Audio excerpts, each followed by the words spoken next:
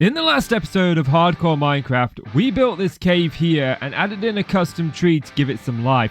But we didn't stop there because we built our very own bridge, house, and even added in a ship to explain how we got to this faraway land. Now today I would like to continue the theme of building multiple things within a single episode.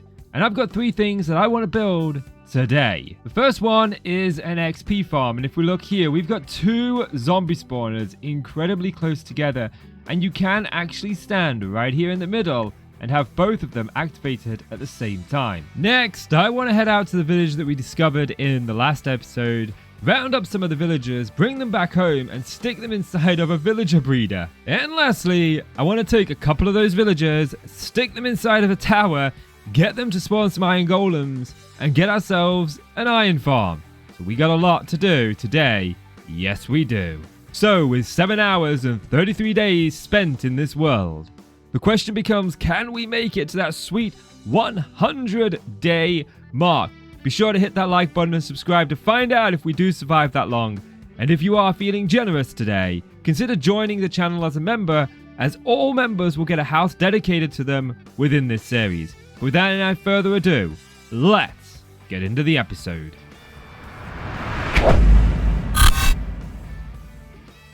My first job of the day is to chop down the sugar cane, making sure to replant it as we go. Then it's off to chop down the 2 big spruce trees we've got growing on our island. With a little over 2 stacks of spruce logs, it's off to breed up the cows for the day. So with them fed, it's time to harvest the fields. And what you're seeing here is implemented via a data pack.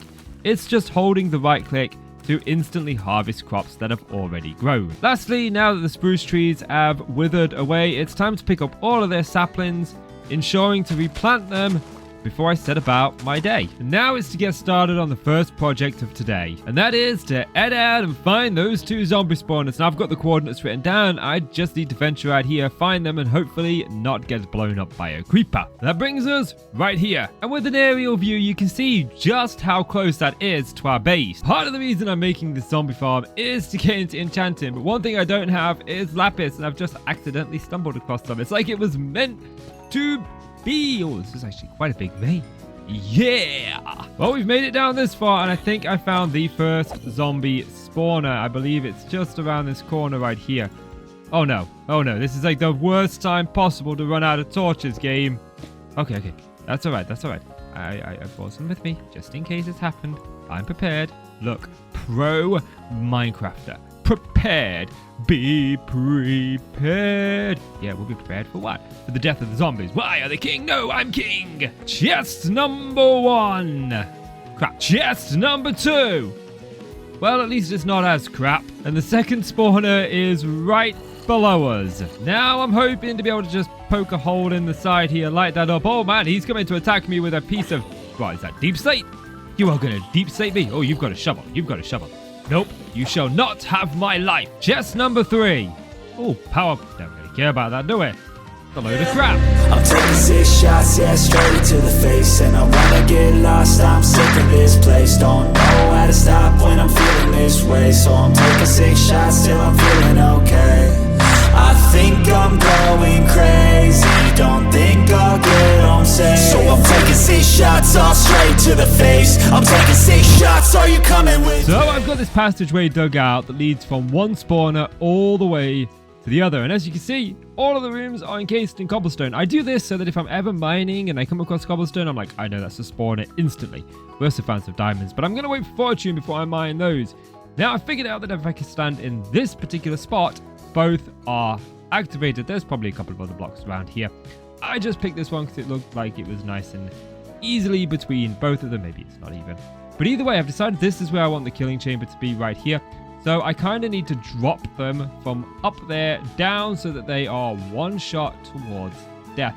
However, I need to make sure that they convene at this point right here down below so that I can then shoot them up and drop them here. So I started digging the tunnels straight down like you do in Minecraft. When I got to the point where I was going to shoot them up, I put down a spruce plank to signify where we would put the soul sand later on, and I began digging out the next tunnel to link up with the other spawner. I also stumbled across some diamonds, which I didn't want to save to fortune, as these were going to be covered up during the farm anyway. Next, it was time to add in the water streams that would carry the mobs to the elevator. Then it was time to dig out the elevator chute, praying very hard we didn't hit lava. Bang on the money. Then it was time to dig out the drop chute. Now that I have all the tunnels in, I'm just gonna put this nope, bad water.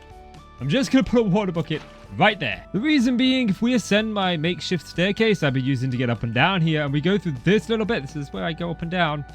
Over here, you can see this is how close it is to this staircase. So we got the drop chute right there, or the elevator right there, and the drop chute right here. And I'm also going to put a block there. The reason being I put water there is because this is enough to kill me if I fall down it. This one, I'll at least survive with a heart. This one, nah, dead. Rip. Hardcore world. Don't want that. And now we have a problem. You see, I need soul sand and kelp.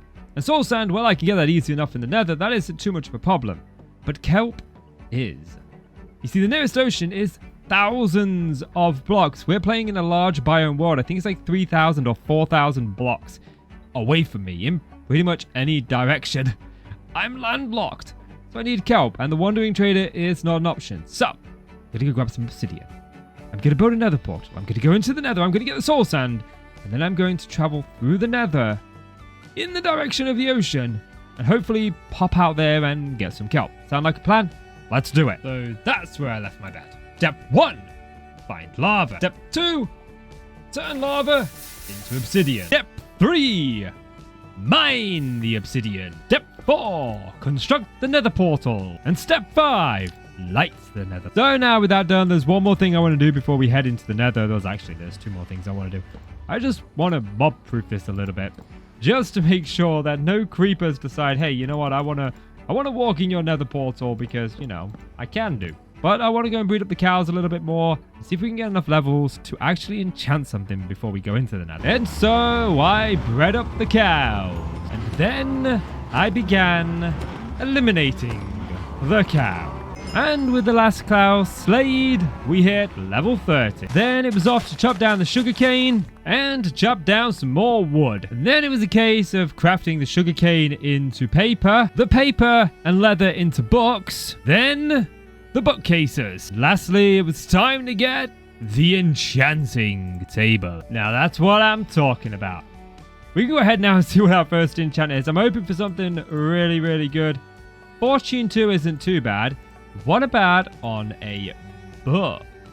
Bane of Arthropods. Nope. Let's go with the Fortune 2. We're going to do it. Come on. Oh, at least we got Efficiency 4. That's not too bad. That's not too bad. Now it is time to go into the nether. Okay, that's good. That's good. We immediately get soul sand. I like that. I'm happy with this. But now we got... Oh, there's a skeleton over there. Better avoid that. Now I need to figure out in which direction we need to go to get to this ocean biome. So to reach the ocean, I need to dig about 300 blocks in that direction and about 700 in this direction.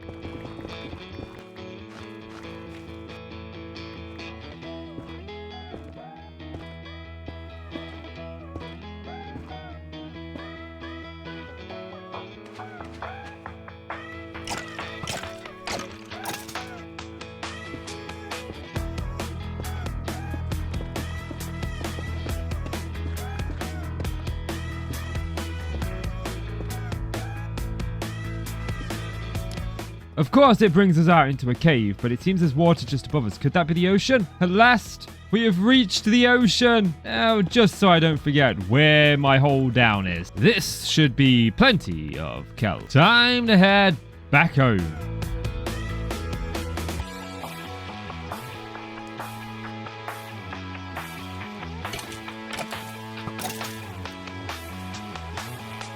Now that we're back home, thanks to the quartz, we can do another enchant. What have we got? Smite, not too interested in.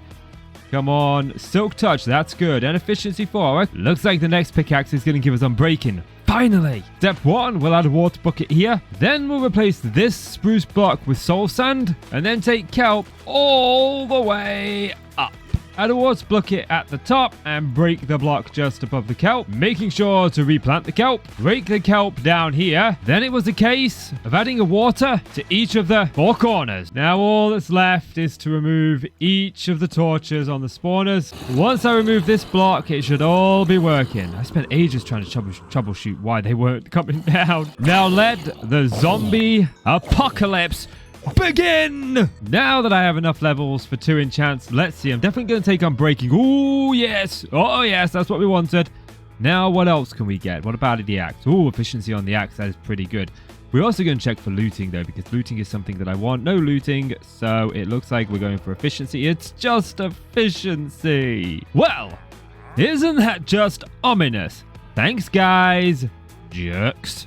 It was at this point that they didn't notice they had been infiltrators. Okay, they notice. They notice. They notice. KC victorious. The next task is to get started on the villager breeder. My only problem is you need potatoes or carrots.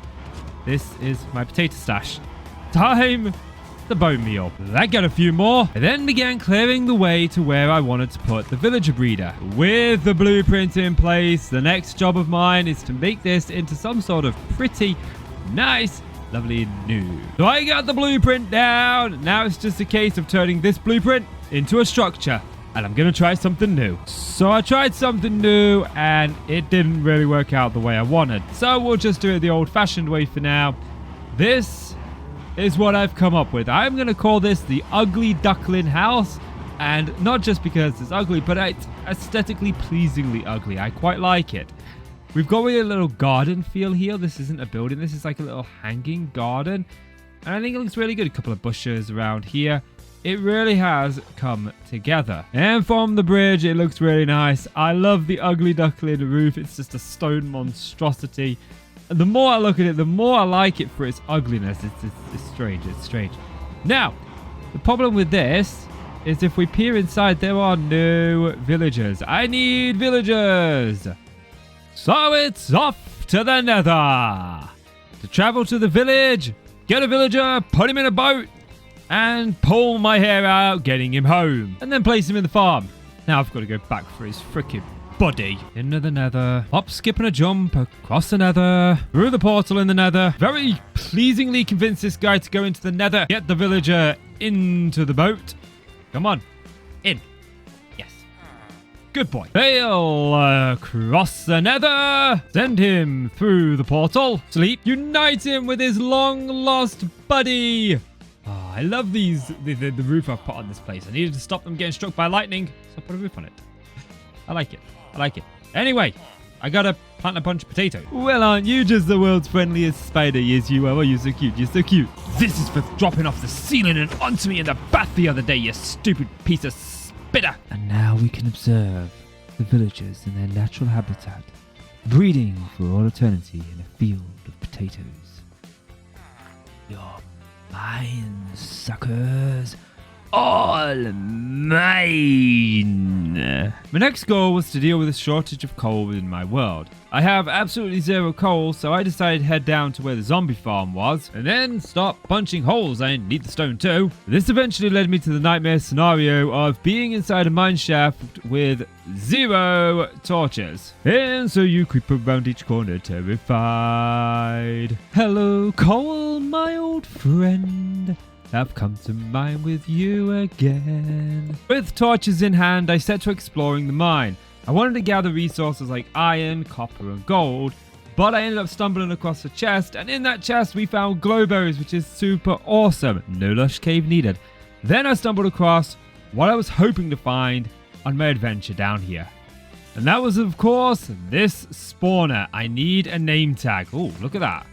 Oh, bugger. They seem friendly. Friendly.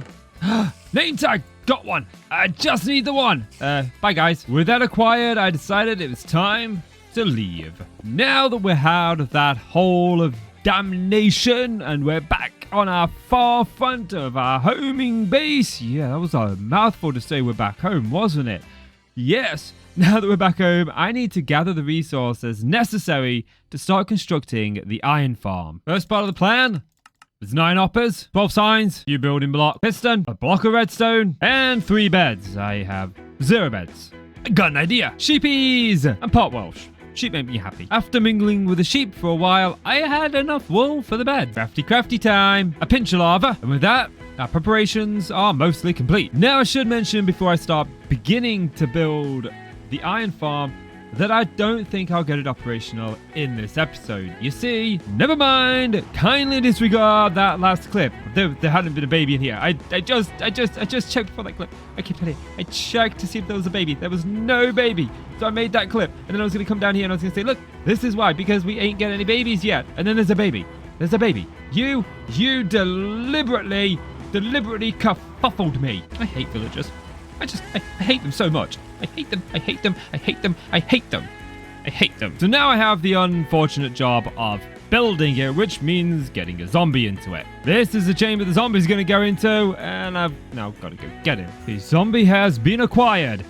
And thankfully, it's just a zombie. Let's lead up here. Come on. Good boy. Now, just fall into your new home. Yay, you're in. That was much easier than I was anticipating, and we can name it the Undead Dead Thing. The next step was making the villager pods. Now, these just needed to be 4 blocks long, but I decided to make them look a little prettier. The only real requirement for these pods are that they have a bed facing where the zombie is. Oh, they're pathfinding. He's going the wrong way, but we'll worry about just one at a time. If I put the other block back, he'll pathfind over here. Sir, you were going the right way. This is indeed the wrong way. Look, workstation. Don't you want to be a lovely farmer? I mean, what are you? Butcher? Nitwit. Well, not a nitwit, but you know the point. Okay, looks like they're moving. Later, and a few choice words for these stupid piglin wannabes. They're finally in. They're in. It's over. Now, I seal them in. For all eternity! And with this bucket, the fiery pits of doom that all iron golems will suffer eternally in has been placed. You know, my buddy really loves the iron golems. They're the sentinels of the world, he says. They protect. Their only desire is to protect those who can't protect themselves. And then I come along and just roast them. Well, let's be fair, so does every other Minecrafter. With a splish and a splash, we've got the spawning chamber in place. The iron golems will spawn up here, they'll go over here, and then they'll fall down there to their fiery death. I did have a mishap, that was all fiery death. But then I forgot to put the signs in, and the water went whoosh, and then I ended up with a piece of obsidian. And so I had to go get more lava. And just like that, after I took out a couple of blocks, we've got our iron golems spawning. And chains will be mine. It's all done. It doesn't look pretty, but we'll get to that in a future episode. It looks like we have a friend. Hello there, my friend. Are you just coming to visit, or are you staying? Would you like a house built? Maybe? Okay, then. Off you go. He doesn't want to be friends. He doesn't like me. What did I do? Now, real quick, guys, I just want to touch on why there's been such a distance between the 2 hardcore episodes. I did start working on this episode literally the same day I finished recording the last episode. Unfortunately, I ended up in a situation that meant my house decided that it didn't like the living room ceiling anymore. No, it didn't like it so much that it decided it wanted to decorate my floor with it.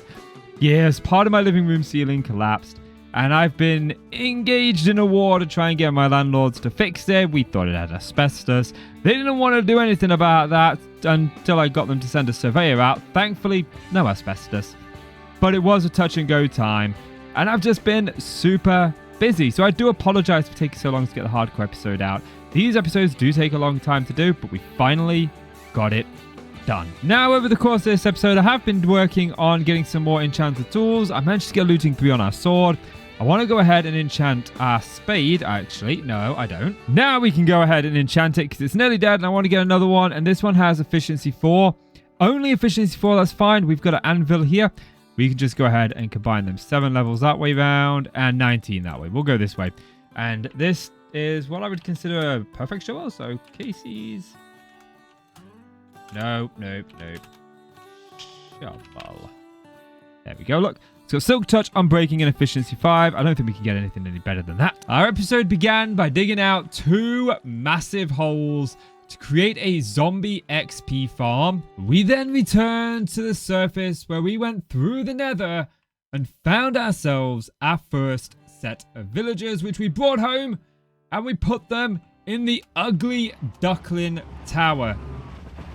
There's a lot of cows around here, but this tower came together incredibly well. It's got a nice little hanging garden, and inside there are 2 villagers who will breed for all eternity. That brought us to our final build of the day. Chains, lanterns, beacons are all going to be incredibly useful in the near future. So what we did is we enslaved or enfrightened 3 villagers permanently with a zombie called the Undead Not Dead Thing. This spawns iron golems and they will fall to their death, granting us all of their luxuries. So from the ugly duckling tower to our starter house, the world is starting to take shape, and in the next episode we are going to go on one of the biggest building sprees we've ever done in this world. So I'm not sure exactly what happened to them villagers. We'll go and get some more in the next episode, but for now this is where I'm going to bring this episode to a close. So if you've enjoyed this video, please do consider leaving it a like and hit subscribe. Consider checking out my other channels. I have another survival series going on my second Minecraft channel. But as always, I'm Casey. You're the awesome folks. Thank you so much for watching. Take care. I shall see you soon. Bye. Living is a life with meaning. I'll do what I love till my heart stops beating. I'm feeding this demon. Got a taste, can't erase bitterness in my face. Work a job every day till your dreams fade away. Like a card, never change. Play the game that we say. I need a break.